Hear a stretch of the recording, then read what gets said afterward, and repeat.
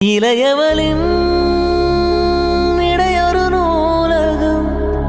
படித்திடவா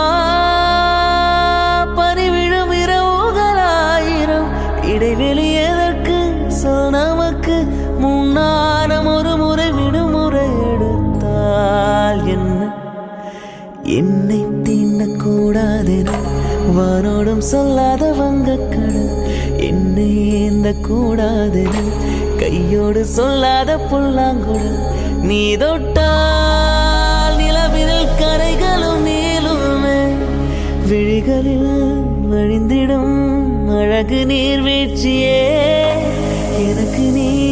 உனை தர எதற்கு ஆராய்ச்சியே